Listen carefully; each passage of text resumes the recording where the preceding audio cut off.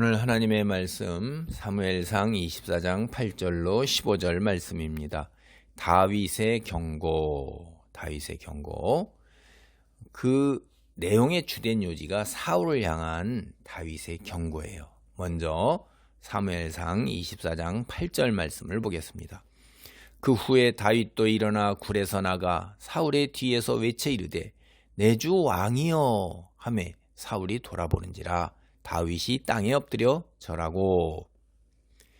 다윗은 굴에 들어와서 볼일을 보고 나가는, 그리고 이제 다시 걸어나가는 사울 뒤에 대구서 크게 외친 거예요.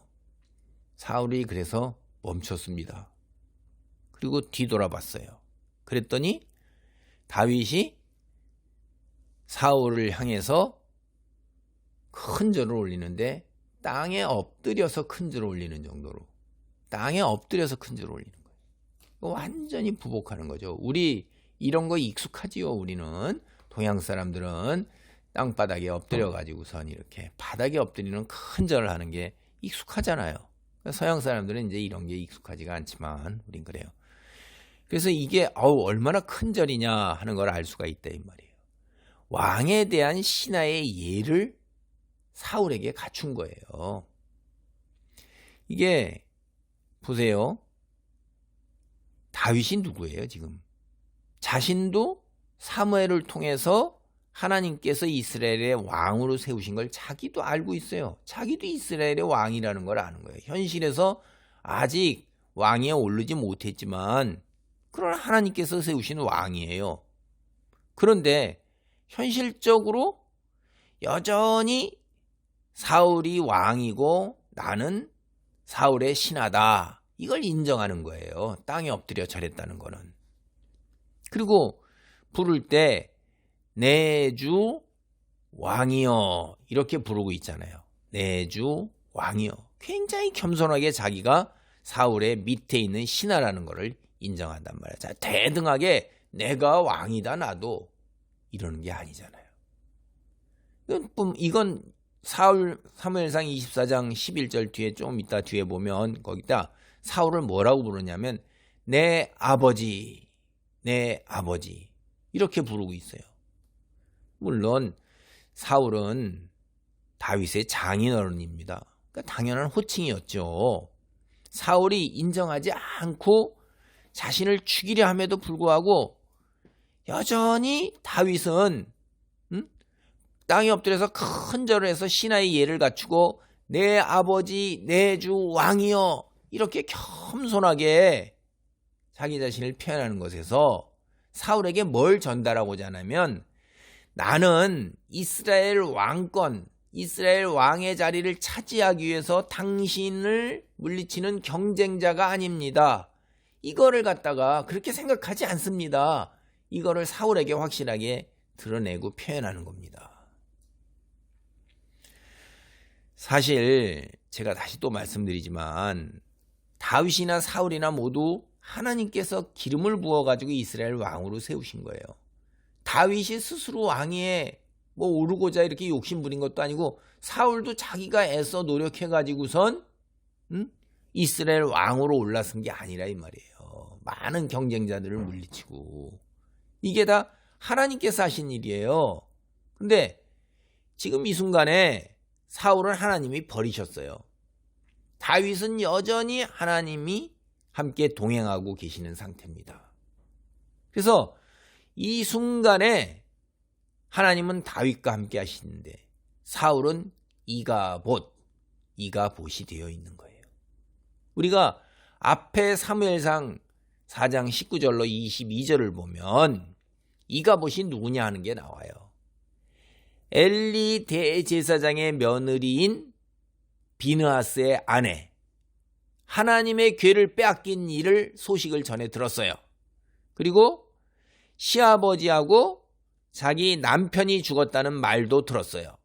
그 말을 듣고 갑자기 산기를 느껴서 아이를 출산하다가 죽기 직전에 아이를 낳고 그 아이 이름을 이가봇, 영광이 이스라엘에서 떠났다 이렇게 하고 지어주고 죽었어요. 여러분, 이게 어느새 사울에게서 하나님의 영광이 떠나버린 거예요. 하나님의 영광이 떠나버렸는데 다윗이 이제 계속해서 사울에게 자신과 사울을 비교해서 세 가지로 이야기를 해나가고 있어요. 그게 이어지는 구절들입니다. 사무엘상 24장 9절로 10절 말씀입니다. 다윗이 사울에게 이르되 보소서, 다윗이 왕을 해하려 한다고 하는 사람들의 말을 왕은 어찌하여 들으시나이까? 오늘 여호와께서 굴에서 왕을 내 손에 넘기신 것을 왕이 아셨을 것이니이다. 어떤 사람이 나를 권하여 왕을 죽이라 하였으나 내가 왕을 아껴 말하기를 나는 내 손을 들어 내 주를 해하지 아니하리니 그는 여호와의 기름 부음을 받은 자이기 때문이라 하였나이다. 먼저 첫째, 여기서 초점을 맞추는 거는 여론에 대한 반응의 차이에 초점을 맞춰서 우리가 살펴보겠어요. 다윗은 왕이 사람들의 말만 들으려 한다, 이 말로 이야기를 시작하면서요, 사울에 대한 직접적인 비난을 피하고 있는 거예요. 대놓고 사람을 자극하고 비난하지 않는다, 이 말이에요. 사울이 자신을 죽이려고 찾아 나선 것은 당신의 귀가 얇아서 당신이 여론을 따랐기 때문이다. 주변에 있는 사람들이 죄다 다 간신배 같은 놈이요, 아첨하는 놈이요, 자기 탐욕만을 채우고자 사울 자신을 이용해 먹는 사람이라는 거죠. 그걸 잘 분별해야 된다는 건데, 그러나 다윗 자신은 황궁 굴 속에서도 사람의 말 듣기를 거부했다는 거예요. 사실 우리가 앞서도 쭉 살펴봤지만 사울은 너무 지나치게 사람들의 말에 민감해요. 요새 말로 하면 여론이죠, 여론.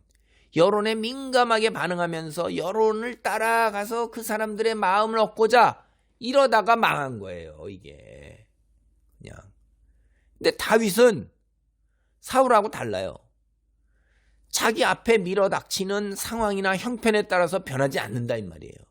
오로지 하나님 말씀에 순종하고자 하는 자신의 뚜렷한 주관적 신념, 가치관을 따르는 거예요. 조금 전에 우리가 상황을 보면 굴석에서 볼일을 보던 사울, 그거를 다윗과 그 무리들이 지켜봤잖아요. 그럴 때 다윗을 따른 무리들이 하나님께서 예언하신 대로 사울을 당신의 손에 붙이셨으니 이제 한 칼로 그를 죽이자, 이러는데, 그런 여론이 굉장히 강하게 일어났는데, 자신은 사울을 죽이는 것이 하나님의 말씀을 기준으로 한 원리, 거기에 합당한 것이 아니라고 판단했기 때문에 다윗은 거부한 걸 우리가 봤어요. 그리고 워낙 강하게 이들이 밀어붙이는 걸 다윗이 굉장히 호통을 치면서 꾸짖고 강하게 눌렀다, 이 말이에요. 이 지도력이죠. 소신이 있었기 때문에 그런 거예요. 다시 우리가 요약을 하면 다윗 자신은 사람들의 말, 여론에 좌지우지되는 얇은 길을 지닌 사람이 아니라는 거예요. 자기는 사람들의 말에 흔들려서 그들의 마음을 얻고자 소신이나 신념을 떠나서 좌지우지하는 그런 사람이 나는 아니다, 이걸 강조하는 거예요. 그건 뭐예요? 사울, 당신도 그렇게 해서는 안 된다는 걸 전하고자 하는 거잖아요. 사람들의 마음을 얻고자 해서 그저 여론에 끌려다니고 줏대 없이 소신 없이 그러면 안 된다라는 걸 자기와 비교해서 이 얘기를 하는 거예요. 다윗은 하나님의 말씀을 기준으로 삼아 신념이나 가치관을 만들어 가지고서 살아가는 사람이에요. 그래서 신념이나 가치관에 어긋날 경우 본질적으로는 하나님 말씀에 어긋나는 거죠. 절대로 결단코 사람들의 말, 여론에 따르지 않았어요. 그들의 마음을 상하게 한다 할지라도, 그들이 떠나버린다 할지라도 그렇게 살지는 않았다는 거예요.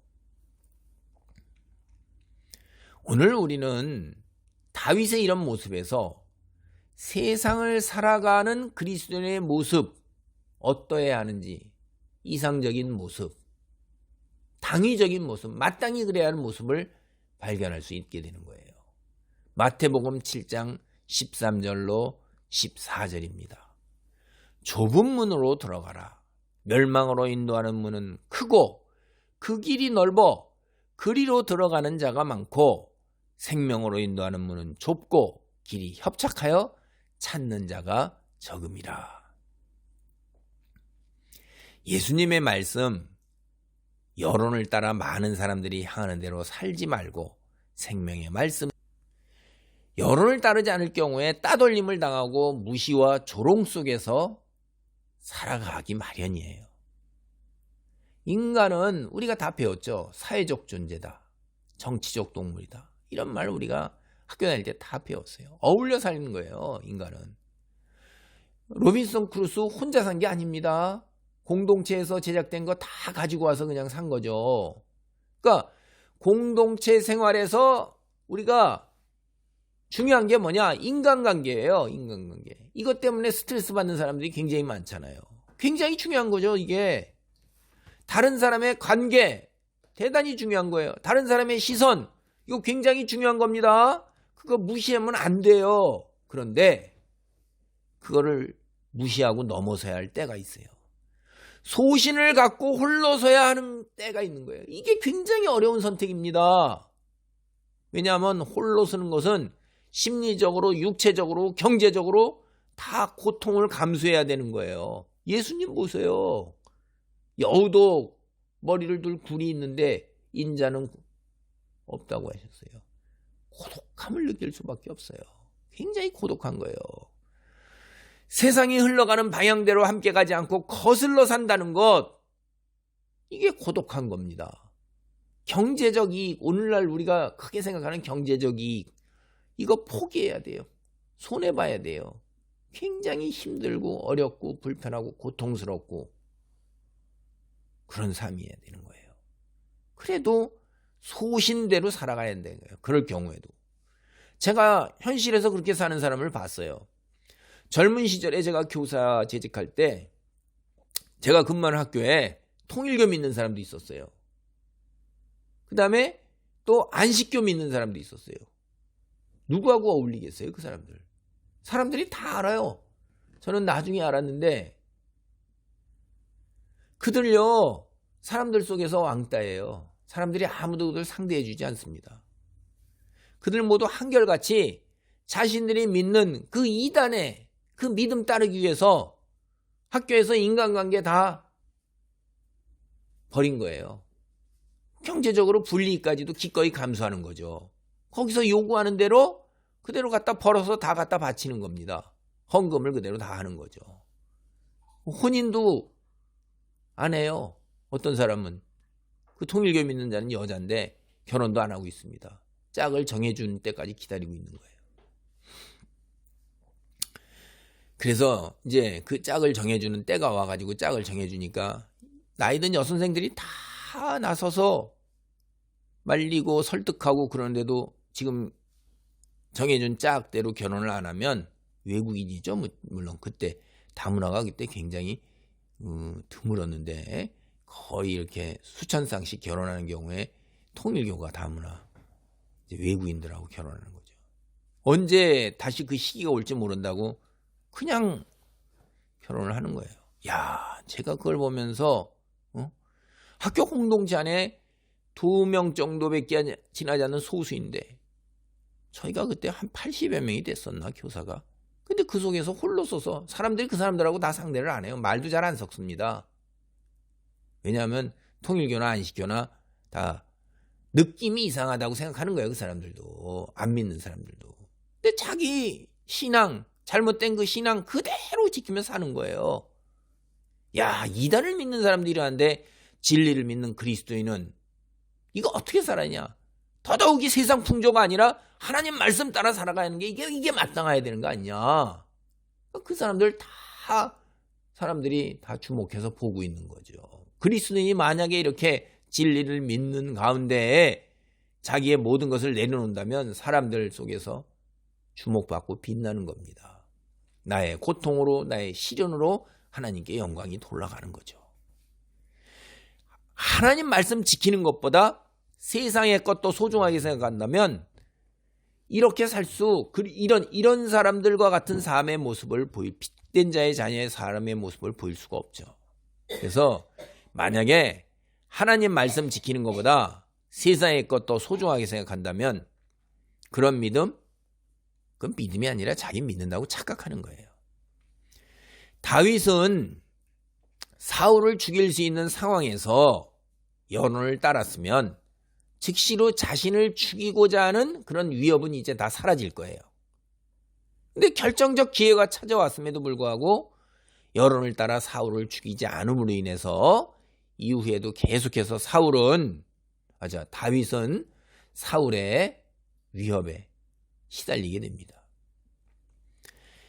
다윗처럼 여론보다 하나님의 말씀을 우선으로 하는, 그래서 현실에서 겪게 되는 어려움을 마다하지 않는 사람만이 참된 믿음을 지닌 하나님의 자녀여 좁은 길로 가라는 예수님의 말씀을 따르는 예수님의 제자인 것입니다. 제가 말은 이렇게 하지만 사실 현실에서 이런 선택에 직면하게 될 경우 여러분 살다 보면 누구나 다 이런 현실 부딪힐 수밖에 없어요. 제가 살아온 경험에 보면 그렇습니다. 그리스도인이라 할지라도 다윗과 같이 이렇게 똑부러지게 선택을 하느냐? 어렵습니다, 실제로. 그래서 믿음이 필요한 거예요. 그래서 성령의 도우심을 간구하는 기도가 필요한 것입니다. 그리고 주변 사람들의 도움과 기독교 공동체 안에서의 위로와 인정과 도닥거림이 필요한 것이에요. 기독교 공동체를 떠나서 홀로 서가지고 이런 믿음을 지켜나간다는 것, 그거는 거의 불가능한 것입니다. 그러니까 교회가 필요 없다 이런 사람들도 성경은 절대로 그런 이야기를 한 적이 없어요. 교회가 필요 없으면 하나님께서 왜 우리에게 가정이라는 공동체를 주시고 교회라는 공동체를 주셨어요? 무교회론을 지향한다. 그건 자기가 주장하는 거예요. 하나님 말씀을 어긋나는 거예요. 기본적으로. 기가 막힌 거죠. 그러니까 성경을 잘 보시지 않으면 분별 없이 따라가면 저 통일교나 안식교 믿는 사람들처럼 잘못된 것 그거 믿고 지키고 그러면서 그냥 가는 겁니다. 두 번째 이제 한번 보겠어요. 사무엘상 24장 11절로 12절 말씀입니다. 내 아버지여 보소서, 내 손에 있는 왕의 옷자락을 보소서. 내가 왕을 죽이지 아니하고 겉옷 자락만 베었은즉 내 손에 악이나 죄가가 없는 줄을 오늘 아실지니이다. 왕은 내 생명을 찾아 해하려 하시나 나는 왕에게 범죄한 일이 없나이다. 여호와께서는 나와 왕 사이를 판단하사 여호와께서 나를 위하여 왕에게 보복하시려니와 내 손으로는 왕을 해하지 아니하겠나이다. 여기에 이제 사울과 다윗의 그 두 번째 차이가 뭐냐면 하나님의 주권을 어떻게 생각하느냐, 하나님의 주권에 대한 관점 차이예요. 사울은 자기 손으로 해결하려는 거예요. 자기 손으로, 자기 능력으로, 자기 힘으로 다윗을 죽이려고 길을 나선 거예요. 근데 다윗은 어떠하냐? 하나님이 자신을 대신해서 사울에게 보복하실 것이라고 확신하고 있는 거예요. 다윗은 결코 자기 칼로 사울을 치지 않겠다고 이야기하는 겁니다. 그 증거로 지금 여기서 사울을 향해서 제시하는 게 뭡니까?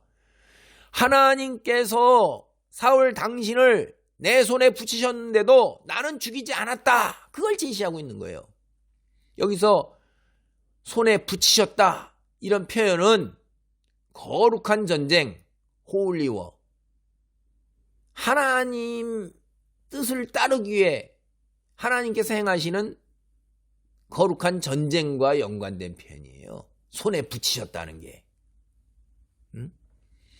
그러니까 이게 거룩한 성전이니까 다윗은 하나님께서 손에 붙여주셨으니까 하나님의 뜻에 따라서 그냥 사울을 한 칼에 죽이면 되는 거예요. 근데 더 나아가서 어떻게 해요? 사울이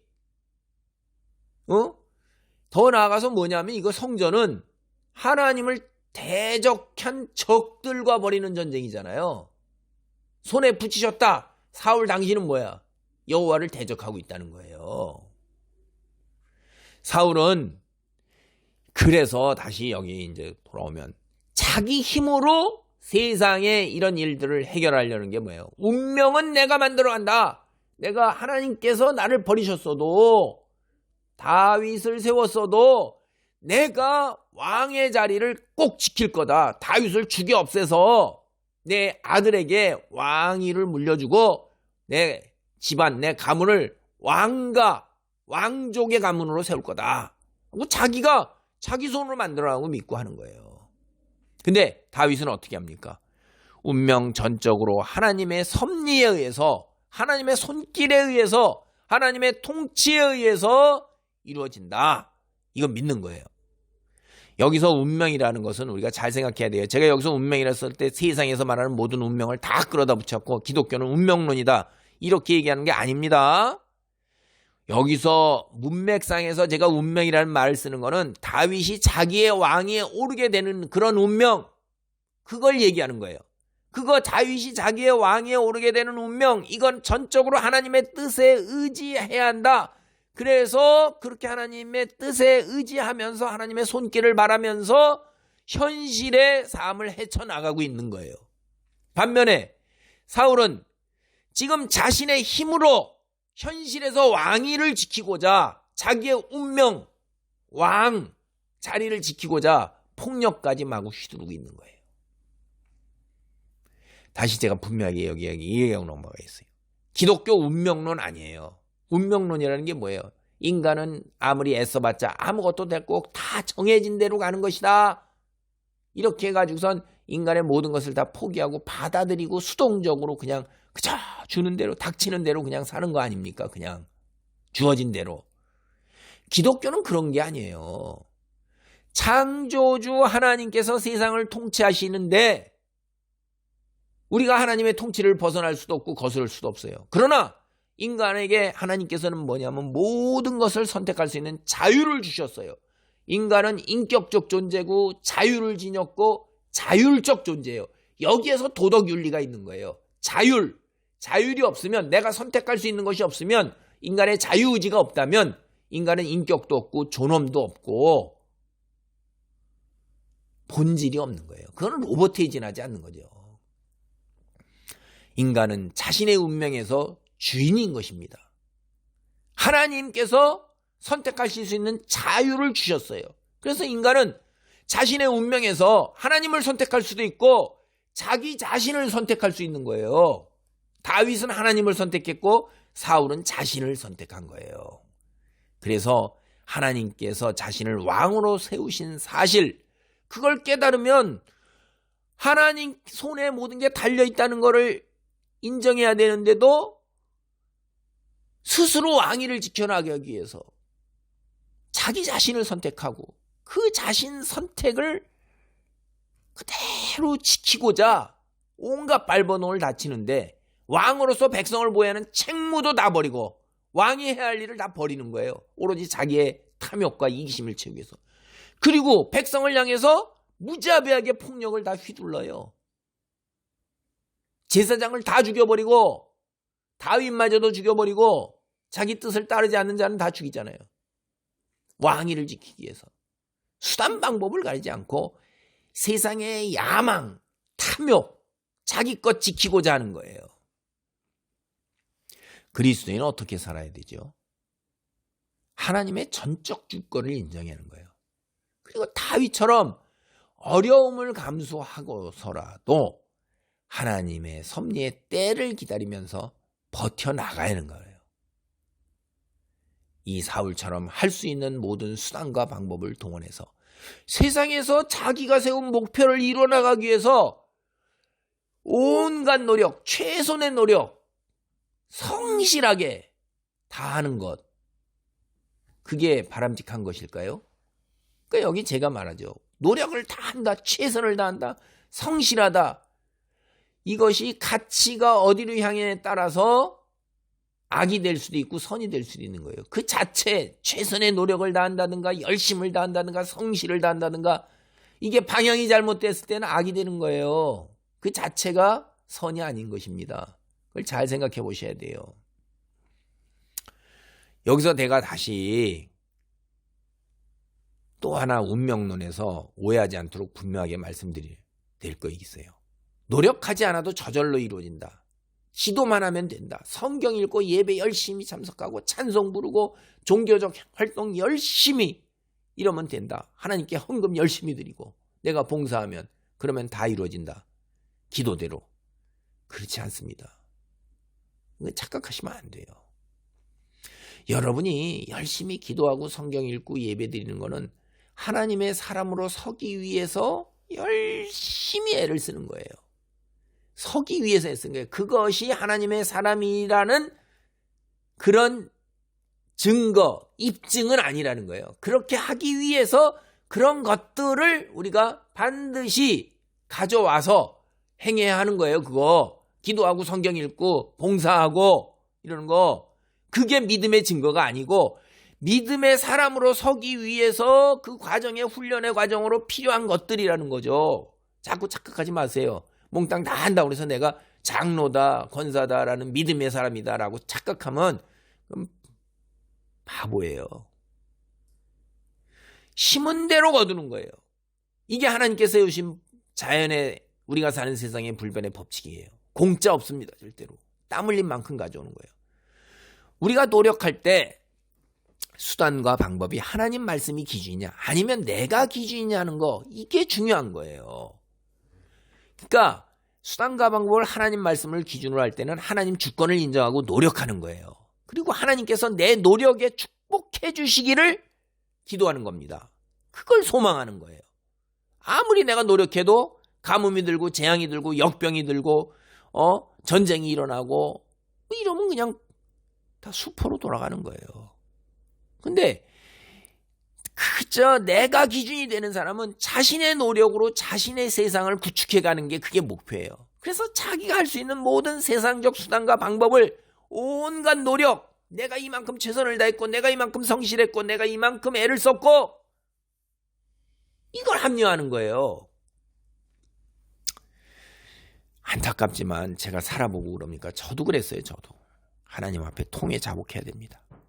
상당히 많은 경우에 적지 않은 그리스도인들이 이 두 가지를 교묘하게 통합을 해서 양다리를 걸쳐요. 찢어지지 않게 양다리를 걸쳐요. 저도 그렇게 살아왔어요. 살아보니까 그렇더라고요. 그래서 하나님께서 우리를 향해 차든가 덥든가 둘 중에 하나를 분명하게 입장을 취하라고 말씀하시는 겁니다. 중간에서 미적지근한 입장을 취한 사람, 성경식으로 하는 표현이 이거죠. 제가 하는 표현, 세상 사람들 흔히 양다리 걸친다고 그러잖아요. 한 다리는 교회 안고 한 다리는 세상을 향해서 놓고 찢어지지 않도록 벌릴 수 있는 최대한의 가랑이를 벌렸다가 오므렸다 하면서 살아가는 거예요. 근데 하나님께서 그걸 보시고 어떻게 하세요? 가랑이 확 찢어버리십니다. 토해 내뱉는다고 말씀하셨어요. 양다리를 걸친 사람이 믿음을 표방하면서 교회 안에 있는 겁니다. 갈라지죠. 그래서 예수님께서 자꾸 추수 때에 가라지 곤란해서 쭉정이 태워버린다고 하시는 게 지옥불에 태워버리는 거예요. 알곡만 창고에 들이신다고 하는 말씀을 자꾸 경고로 하시는 거예요. 그게 추수 때까지 내버려 둬라. 혹시나 알곡까지도 뽑힐까 해서 그런 말씀을 하셨고, 계시록에 와서도 미적지근한 입장 취하면 토해내버린다고 다시 또 말씀을 하시는 거예요. 하나님의 전적 주권을 믿고 때를 기다리며 인내하는 다윗을 모델로 하든지 간에 아니면 사울로 모델로 하든지 간에 그 선택은 우리에게 달려있는 거예요. 사무엘상 24장 13절로 15절입니다. 옛 속담에 말하기를 악은 악인에게서 난다 하였으니 내 손이 왕을 해야지 아니하리이다. 이스라엘 왕이 누구를 따라 나왔으며 누구의 뒤를 쫓나이까? 죽은 개나 벼룩을 쫓음이니이다. 그런즉 여호와께서 재판장이 되어 나와 왕 사이에 심판하사 나의 사정을 살펴 억울함을 풀어주시고 나를 왕의 손에서 건지시기를 원하나이다. 여기 이 단락에서 초점 세 번째로 맞출 거는 하나님의 공의, 하나님의 공의에 대한 관점이 다윗과 다윗이 차이가 있어요. 먼저 이걸 시작하기 전에 여러분 옛 속담에 이스라엘 말이죠. 악은 악인에게서 난다 했으니 악이 악인하고 분리가 됩니까? 죄와 죄인을 분리할 수가 없는 거예요. 자꾸 죄는 나쁜 것이나 죄인 사람 미워해서는 안 된다. 아이 그거 사람을 그게 무슨 말인가 하면 인간 스스로 보복하고 그래가지고선 그 자기 손에 피를 묻혀서 자기 마음이 황폐하게 되고 자기도 그 사람 보복한 사람하고 똑같은 사람이 되지 말라 그런 의미에서 하는 건데 자꾸 이걸 자꾸 왜곡시켜가지고선 사람 미워하지 말라고 그래 또 사람은 어떡하라고 그래요. 잘 생각해 보셔야 돼요. 그게 그 본질이라는 게 그런 거예요. 그거를 자꾸 왜곡시켜는 안 됩니다. 자꾸 사람들은 이 말장난하는 사람들이 있어가지고 헷갈리게 만드는 사람들 때문에 제가 이거 말씀드렸고요. 자, 악은 악인에게서 난 거예요. 그 악인이 벌 받는 거 당연한 거죠. 벌 받아야 됩니다. 다윗은 거듭해서 자신은 악인이 아니다 이러는 거예요. 결백한 것을 사울에게 호소하는 거예요. 그는 그의 모든 억울함에 대해서 하나님께 공정하게 처리할 것 그거 믿는다고 고백하는 겁니다. 반면에 사울은 한쪽으로 치우친 자기가 자신이 재판장이 되었어요. 그래서 내가 사형을 집행하겠다 너 다윗. 근데 다윗은 자신을 죽은 개나 벼룩이라고 그래요. 응? 다윗은 죽은 개나 벼룩 이게 뭡니까? 개도 살아있어야 쓸모가 있지. 죽은 개 그거 뭐에 쓰겠어요? 벼룩 그 벼룩에 간을 내어 먹지 하는 게 아무 쓸모도 없고 하찮은 거잖아요. 얼마나 작은 거예요. 다윗은 그런 존재에 지나지 않는다 이 말이에요. 자기가 그런 존재에 지나지 않으니까 사울 당신의 왕권을 노리는 사람이 아닙니다. 그리고 당신이 나를 쫓아서 죽여도 당신이 내게 어떤 이익이 될 만한 거를 찾아가겠습니까? 이걸 얘기하는 거예요. 죽은 개나 벼룩이라는 표현이. 응? 현실에 근거를 둔 사실이 사실 그래요. 지금 쫓겨서 도망다니는 방랑자잖아요. 경제적 관점으로 볼 때도 다윗이 뭘 가지고 있어요? 도망자 신분에서 황무지 이리저리 배하는데 뭘 얼마나 싸가지고 다니겠습니까? 도대체 죽은 개나 벼룩 같은 그런 자기를 사울의 왕자리를 넘볼 생각이 전혀 없는데도 그런데도 왜 자신을 쫓아서 이렇게 죽이냐 이거예요. 죽이려고 그러냐 이거예요. 응?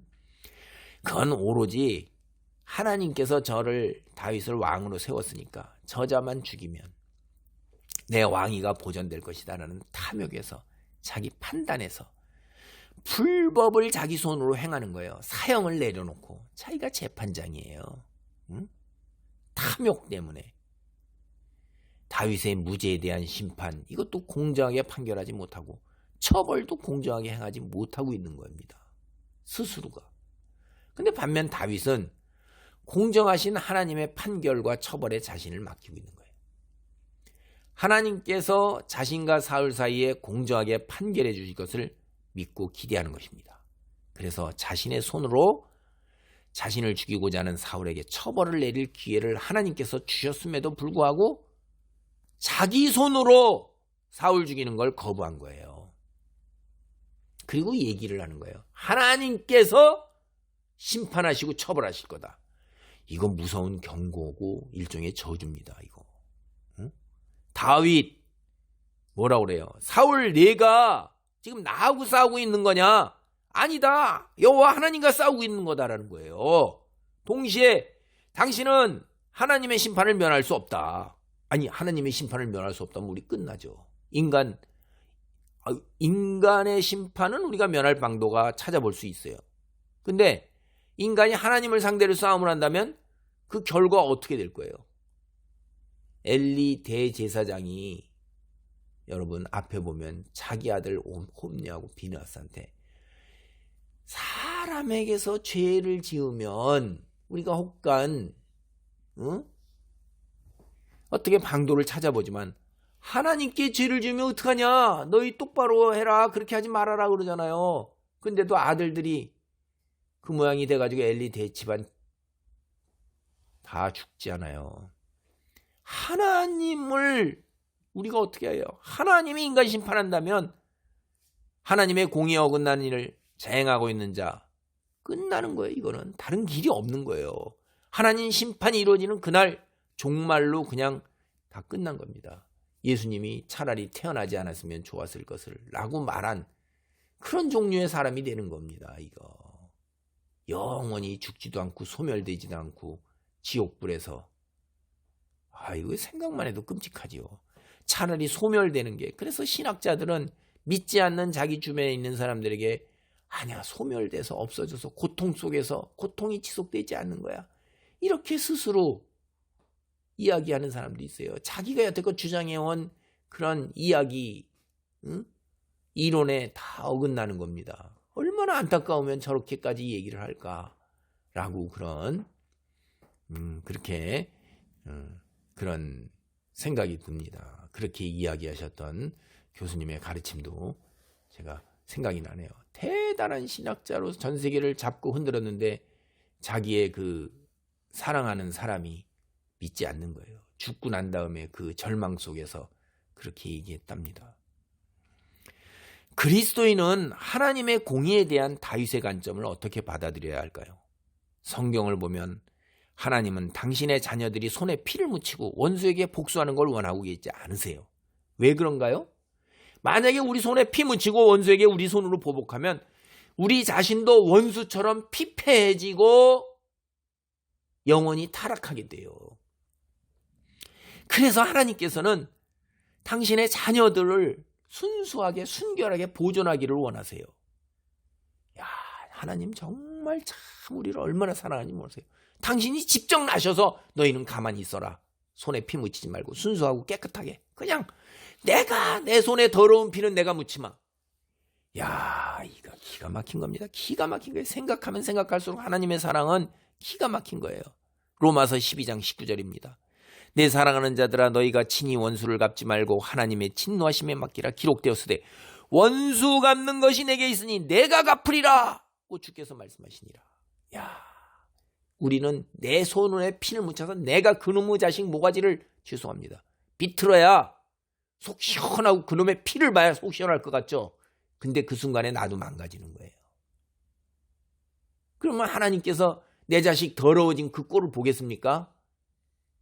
나는, 인간은 못난 속에 그냥 즉각적으로 내가 그냥 막 내 화를 풀기를 원하잖아요. 하나님은 그걸 금하시는 거예요. 그 왜? 너무나 우리를 사랑하시니까. 이런 관점에서 다윗이 사울에게 원수를 갚지 않은 거 이해해야 돼요. 세상 사는 그리스도인 다윗처럼 하나님께 맡기고 선으로 악을 이기는 삶을 살아야 되는 거예요. 세상과 구별된 그리스도인으로 거룩한 삶을 살아야 돼요. 현실에서는 사실 죄송해요, 복장이 터져나가요. 밤에 잠을 못 자고 삐쩍삐쩍 마르고 분하고 억울하고 원통해서 그런 일을 당하면 그래도 그렇게 살아야 돼요. 순수함과 순결함을 유지해야지 하나님의 거룩한 모습에 우리가 참여해야지 하나님의 사람인 것입니다. 그런 삶이 우리 그리스도인에게 주어진 운명이에요. 이건 받아들여야 되잖아요. 오늘 말씀을 정리합니다. 삶 속에서 하나님의 전적 주권을 믿기에 세상 풍조를 따르지 않습니다. 오히려 세상 풍조를 거슬러 가요. 그러다 보니까 거슬러 가는 그 하나, 그게 세상하고 온전하게 구별되었어요. 금방 드러납니다. 쟤는 왜 거슬러 가? 다 가는데 혼자 거슬러 가는 거예요. 거룩한 삶의 모습이에요. 그게 우리에게 주어진 운명이에요. 세상의 악이 우리를 핍박한다 할지라도 그건 하나님 손에 맡기고 그저 순응하는 것, 그것 또한 우리에게 주어진 운명인 것입니다. 말씀과 기도와 찬송으로 무장하고 예수님의 뒤를 따라 믿음의 고난의 길을 능히 감당해내는 은혜가 넘치시기를 축복합니다. 아멘. 기도하시겠습니다. 할렐루야. 하나님 감사합니다. 우리가 당면한 삶, 종말론적인 세상 속에서 우리가 살아가는 삶이 쉽지가 않습니다.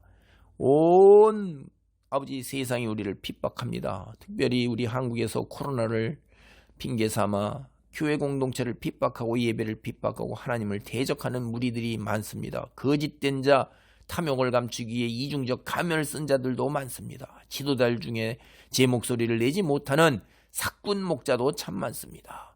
아버지, 우리를 붙드시고 도우소서. 분별력을 갖고 하나님 말씀을 깨닫고 말씀 안에 머물 수 있도록 성령이 역사하여 주시옵소서. 아버지 하나님이여, 우리에게 주어진 운명, 거룩한 삶의 모습으로 세상 풍조를 거슬러가는 그러한 삶의 모습을 온전하게 드러낼 수 있도록, 빛의 자녀의 자리에 있을 수 있도록 우리를 붙드시옵소서. 능력을 덧입혀 주시기를 간절히 간구하오며 예수님의 이름으로 기도하옵나이다. 아멘.